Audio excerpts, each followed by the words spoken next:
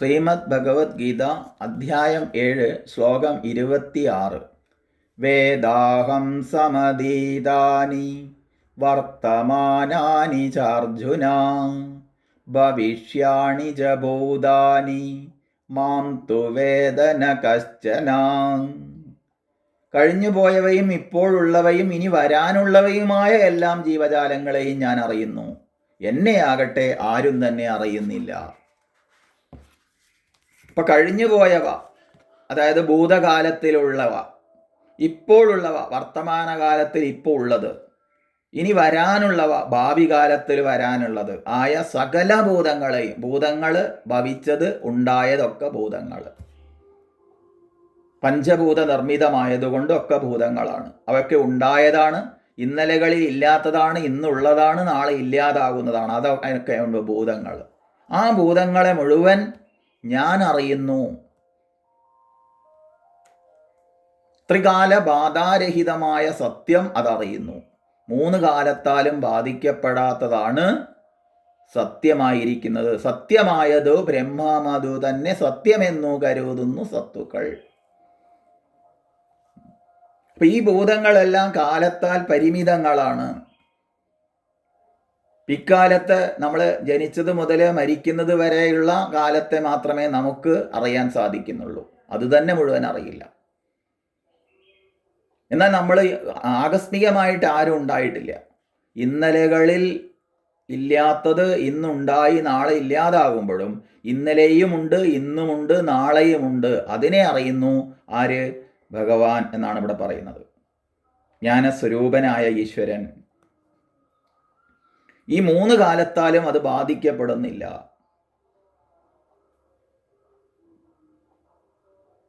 അപ്പോൾ ഉപാധികളാൽ പരിമിതങ്ങളായ ഒരു ജീവിയും തന്നെ ഭഗവത് സ്വരൂപത്തെ അറിയുന്നുമില്ല. ഉപാധികളാൽ പരിമിതമായതെന്ന് പറയുമ്പോൾ ഞാൻ ഇന്നലെ ഇല്ലാതെ ഇന്ന് ഈ ജന്മത്തിൽ ഉണ്ടായി വളർന്ന് തളർന്ന് ഇല്ലാതാകുന്ന, നാളെ ഇല്ലാതാകുന്ന ഈ ശരീരമാണ് ഞാനെന്നറിയുന്നത് കൊണ്ട് ആ പരിമിതമായ അറിവിലുള്ള നമ്മൾ അറിയുന്നില്ല. അപ്പൊ എന്നെ ആരും തന്നെ അറിയുന്നില്ല എന്ന് പറയുന്ന ആചാര്യസ്വാമികൾ അതിനെക്കുറിച്ച് പറയാണ്, മദ്ഭക്തം അച്ചരണം ഏകം മുക്ത. അത് ശ്രദ്ധേയമാണ്. അതായത് എൻ്റെ ഭക്തനും എന്നിൽ തന്നെ ശരണം പ്രാപിച്ചവനുമായ ആളുകൾ എന്നെ അറിയുന്നുണ്ട്. അതായത് ഞാൻ ഈ ശരീരമല്ല, ശരീരത്തിന് അസ്ഥി ജായതേ വർദ്ധതേ വിപരിണമതേ അപക്ഷീയതേ നശ്യതേ എന്നുള്ള മാറ്റങ്ങൾക്ക് വിധേയമാണ്. ആ മാറ്റങ്ങൾക്ക് മാറാത്തൊരധിഷ്ഠാനം കൂടിയേ തീരൂ. ഓടുന്ന വാഹനങ്ങൾക്ക് ഓടാത്ത റോഡ് ഉള്ളതുപോലെ ചലനത്തിന് ചലിക്കാത്തൊരു അധിഷ്ഠാനം കൂടിയേ തീരൂ. ആ ചലിക്കാത്ത, മാറാത്ത, ഇളകാത്ത എല്ലാ മാറ്റങ്ങൾക്കും വിധേയമായിരിക്കുന്ന, ആ മാറ്റങ്ങളെ ബാധിക്കപ്പെടുന്ന ആ സത്യമാണ് ഞാനെന്ന് ഏത് ഭക്തൻ അറിയുന്നുവോ അവരും ഇതറിയുന്നു. അപ്പം അതാണ് ഭക്തൻ. അല്ലാതെ ഭക്തിയുടെ ചില ലക്ഷണങ്ങൾ ഉള്ളവനല്ല. എന്നും അമ്പലത്തിൽ പോകുന്നു, തൊഴുകുന്നു, ഇതൊക്കെ ഭക്തനാവാൻ നല്ലതാണ്. നല്ല ജപകീർത്തനങ്ങളൊക്കെ നിത്യവും ചെയ്യുന്നു, ഭക്തനാവാൻ നല്ലതാണ്. തീർത്ഥയാത്രകൾ ചെയ്യുന്നു, അത് ഭക്തനാവാൻ നല്ലതാണ്. പക്ഷെ അതൊന്നും ഭക്തൻ്റെ ലക്ഷണങ്ങളല്ല. കുറെ ഭസ്മക്കുറി തൊട്ടു, കുറെ ചന്ദനക്കുറി തൊട്ടു, കുറെ കുങ്കുമം തൊട്ടു, വ്രതങ്ങൾ അനുഷ്ഠിച്ചു, ഇതൊന്നും ഒക്കെ ഭക്തനാവാനുള്ള മാർഗതലങ്ങളാണ്. ഭക്തൻ എന്ന് പറയുമ്പോൾ ജ്ഞാനമാണ് ഭക്തിക്ക് അടിസ്ഥാനം. അറിവില്ലാത്ത ഭക്തിയും ഭക്തിയില്ലാത്ത അറിവും രണ്ടും ഗുണം ചെയ്യില്ല. അപ്പം അങ്ങനെയുള്ള ഭക്തന്മാര്, ത്രികാലജ്ഞാനികളായ മഹത്തുക്കള്, അവര് എന്നെ അറിയുന്നു. കാരണം ഇന്ന് കാണപ്പെടുന്ന ഈ ശരീരസംഘാതത്തെ ചലിപ്പിക്കുന്നത് ആ ചൈതന്യമാണ്. ആ ചൈതന്യം അന്നും ഇന്നും എന്നും ഉള്ളതാണെന്ന് അവരറിയുന്നു. ഒരു നേർരേഖ വരച്ചാൽ അത് പിന്നോട്ടും നീട്ടാം, മുന്നോട്ടും നീട്ടാം. ഇതുപോലെ ഇന്നത്തെ ജീവിതത്തെ ശരിക്കും വിലയിരുത്തി കഴിഞ്ഞാൽ ഇന്നലകളിൽ ഞാൻ ആരായിരുന്നു അതിൻ്റെ ബാക്കിയാണെന്ന്, ഇന്നത്തേൻ്റെ ബാക്കിയാണ് നാളെ എന്നുള്ള ആ ത്രികാലത്താൽ ബാധിക്കപ്പെടാത്ത അറിവുള്ളവരാരോ അങ്ങനെയുള്ളവരാണ് ഭക്തൻ. അങ്ങനെയുള്ള ഭക്തരും എന്നെ അറിയുന്നു. കഠോപനിഷത്തിൽ പറയുകയാണ്, ന്യായമാത്മാ പ്രവചനേന ലഭ്യോ ന മേധയാ ന ബഹുനാ ശ്രുതേന യമൈ വൈഷേ വൃണുതേ തേന ലഭ്യസ്തസ്യൈഷ ആത്മാ വിവൃണുതേ തനൂൻ സ്വാം. ഈ ആത്മാവ് കുറേ പ്രസംഗങ്ങൾ ചെയ്തതുകൊണ്ടോ നേടുന്നതല്ല, മേധാശക്തിയാൽ നേടുന്നതല്ല. മേധാശക്തി എന്ന് പറഞ്ഞാൽ ധാരണാശക്തി കൊണ്ട് ഈ ആത്മാവിനെ അറിയില്ല, നേടില്ല. ഒരുപാട് വേദം പഠിച്ചു എന്നതിനാൽ ഒരാൾക്ക് ലഭിക്കുന്നില്ല. ഏതൊരാളാണോ അതിനെ തന്നെ വരിക്കുന്നത്, അതിനെ തന്നെ പ്രസക്തമായി ജീവിതം അതിനായിക്കൊണ്ട് ഒഴിഞ്ഞു വയ്ക്കുന്നത്. യതിച്ഛന്തോ ബ്രഹ്മചര്യം ചരന്തി എന്നൊക്കെ ഉപനിഷത്തിലേക്കാണ്.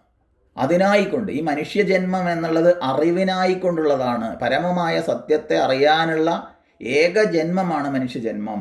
അത് കഴിഞ്ഞിട്ട് വേറൊരൊന്നുമില്ല. അതാണ് ഏറ്റവും പ്രസക്തം. എന്നാൽ സാധാരണ ജനങ്ങളെ സംബന്ധിച്ചത് അറിയുന്നില്ലെന്ന് പറഞ്ഞത് അവർ മറ്റു ജീവി സാധാരണമായ ഇണയും ഇരയും ഒക്കെ പ്രസക്തമായിരിക്കുമ്പോൾ അതിൻ്റെ കൂട്ടത്തുകൂടെ ഈ ഭക്തിയും കൂടിയും കൂട്ടിക്കലർത്തും. അതുകൊണ്ട് അറിയുന്നില്ല.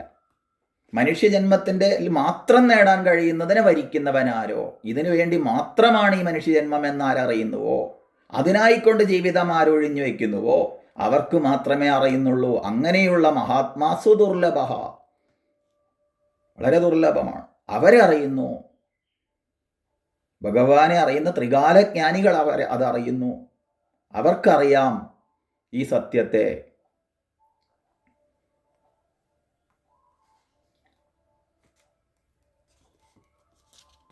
മറ്റുള്ളവർ ഈ തത്വത്തെ അറിയുന്നില്ല എന്നുള്ളത് കൊണ്ട് തന്നെ അവർക്ക് ശരിയായ ഭഗവത് സേവ ചെയ്യാൻ സാധിക്കുന്നില്ല. ഭഗവാനെ അറിയാതെ എങ്ങനെയാ ഭഗവത് സേവ ചെയ്യുക? ഭജ് സേവായാം എന്നാണ് അർത്ഥം. അവർ മറ്റുള്ളവർ ഭജന് ചെല്ലുന്നത് ഭജനയും ചൊല്ലി ഇങ്ങനെ ഇരിക്കുന്നു. ദരിദ്രരും ദുഃഖിതരും ക്ഷീണിതരും വ്രതിതരുമായവരൊക്കെ ഈശ്വരൻ എനിക്ക് പൂജിക്കാൻ തന്ന പൂജാവിഗ്രഹങ്ങളാണെന്ന് അവരറിയുന്നില്ല. അവർ പ്രത്യുപകാരത്തെ അപേക്ഷിച്ചുകൊണ്ടാണ് പല പൂജകളും ചെയ്യുന്നത്. ഇവിടെ അതല്ല. അർഹിക്കുന്നവരിൽ അർഹമായത് സേവ ചെയ്യുന്നവരാണ് ശരിയായ ജ്ഞാനികൾ. കൊടുത്തുകൊണ്ടേയിരിക്കുന്നു. യാതൊന്നും പ്രതീക്ഷിക്കാതെ സ്നേഹിച്ചുകൊണ്ടേയിരിക്കുന്നു. മറ്റതങ്ങനെയല്ല. അങ്ങോട്ടെന്ത് കിട്ടും നോക്കിയിട്ടാണ് കൊടുക്കുന്നത്. ഭജനകൾ പോലും പൂജകൾ പോലും ചെയ്യുന്നത് കാര്യസാധ്യത്തിനായിക്കൊണ്ടാണ്. ഇവിടെ അതല്ല. ഒരു സേവനം എന്നുള്ളത് ആ എല്ലാം ഈശ്വര സ്വരൂപമാണ്. എല്ലാറ്റിലും എന്നെയും പ്രകാശിപ്പിക്കുന്നത് ഭഗവത് ചൈതന്യമാണെന്ന് അറിഞ്ഞ് അതിലൊക്കെ ഭഗവാൻ എന്നോണം പൂജിക്കുക ചെയ്യുക. ഭഗവത് പൂജ എന്നോണം തന്നാലാവുന്നതൊക്കെ പൂജിക്കുകയാണ് ചെയ്യുക. എന്ത് ചെയ്യുന്നതും പൂജയാണ്. അവരെന്ത് ചെയ്താലും ഇത് പൂജയാണ്. പൂജയല്ലാത്തതൊന്നും അവർക്ക് വരില്ല. ആത്മാത്വം ഗിരിജാമതി സഹചരാത് പ്രാണാത് ശരീരം ഗൃഹം പൂജാദേ വിഷയോപഭോഗരചന നിദ്രാ സമാധിസ്ഥിതി സഞ്ചാരപദയോ പ്രദക്ഷിണവിധി സ്തോത്രാണി സർവാഗിരോ യദ്യത് കർമ്മ കരോമി തത്തതകിലം ശംഭോ തവാരാധനം. എല്ലാം ഈശ്വര പൂജയാണ്. അതുകൊണ്ട് തന്നെ ആ ഈശ്വര പൂജയുടെ യജ്ഞശിഷ്ടം കഴിഞ്ഞ് ഭുജിക്കുന്നത് പ്രസാദം എന്ന കണക്ക് ജീവിതത്തിൽ എന്ത് ലഭിച്ചാലും അത് പ്രസാദമാണ്. പ്രസാദത്തിൽ കല്ലുകടിയില്ല. അതുകൊണ്ട് പ്രസാദമായി എല്ലാം സ്വീകരിക്കാൻ അവർക്ക് കഴിയും. സുഖമായാലും ദുഃഖമായാലും മാനമായാലും അപമാനമായാലും നിന്ദയായാലും സ്തുതിയായാലും എല്ലാം ഈശ്വര പ്രസാദമായി അവർക്ക് സ്വീകരിക്കാൻ സാധിക്കും. അവരുടെ സമചിത്തത ഇല്ലാതാവുന്നില്ല. സമചിത്തതയോടുകൂടി അവർക്ക് ഈ ജീവിതം തന്നെ മുന്നോട്ട് കൊണ്ടുപോകാൻ സാധിക്കും. കാരണം ഇന്നലകളിലുമുണ്ട് ഞാൻ, ഇന്നുമുണ്ട്, നാളെയും ഉണ്ടാകും. 3 കാലത്താലും ബാധിക്കപ്പെടാത്തവനാണ് എന്നിൽ നിന്ന് ഞാൻ എന്ന് സ്ഫുരിക്കുന്ന ചൈതന്യം. അതുതന്നെയാണ് ഞാൻ. ഈ ശരീരമല്ല എന്ന് അവർക്കറിയാം.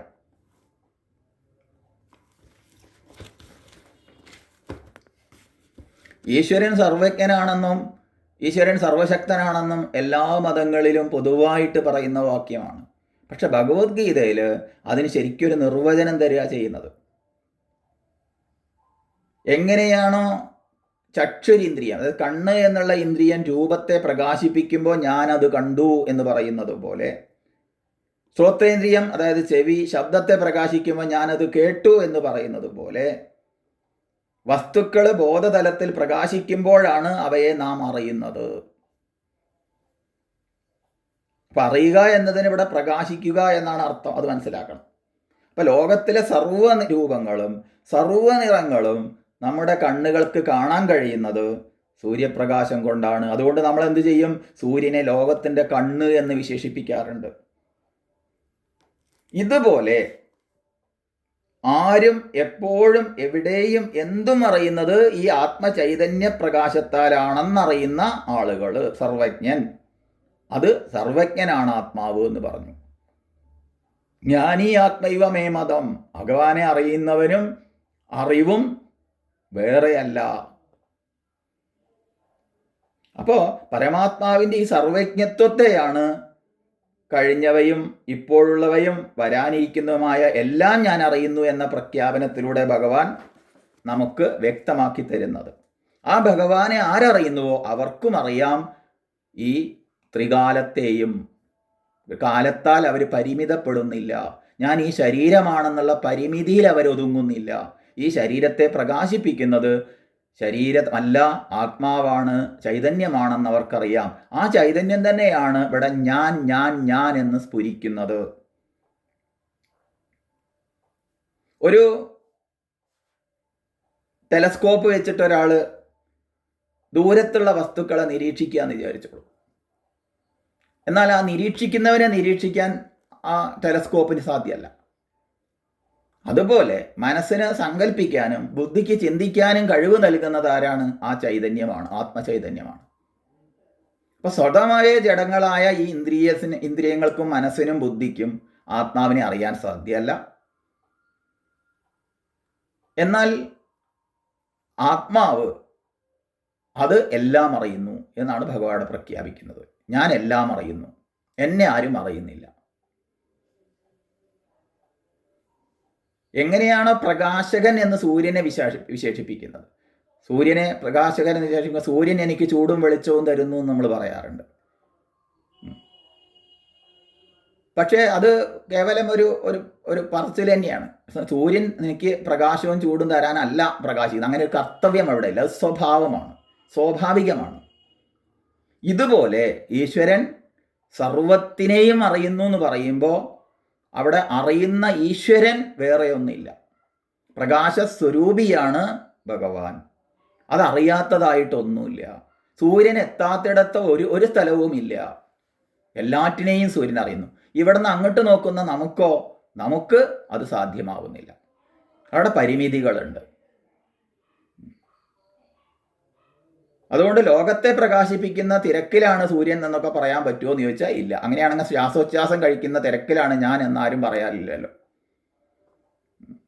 അപ്പോൾ മായയിൽ പ്രതിബിംബിക്കുന്ന ബ്രഹ്മത്തെ ഈശ്വരൻ എന്ന് പറയുന്നു. അതിനാൽ ഭൂത വർത്തമാന ഭവിഷ്യത് കാലങ്ങളിലുള്ളവയൊക്കെയും സർവജ്ഞനായ ഞാൻ അറിയുന്നു. ഞാൻ അറിയുമ്പോൾ ഈ ശരീരത്താൽ പരിമിതമാക്കപ്പെട്ട, ഇന്ന കാലത്ത് ജനിച്ചതെന്ന് പറയപ്പെടുന്ന, ഇന്ന കാലത്ത് മരിച്ചു പോകുന്ന ഞാൻ അതിനെ അറിയുന്നില്ല. അപ്പം ആത്മാവിൻ്റെ സർവജ്ഞത്വം നമുക്ക് അനുഭവപ്പെടാത്തത് എന്താണ് എന്നാണ് അടുത്ത ശ്ലോകത്തിൽ വിസ്തരിക്കാൻ പോകുന്നത്.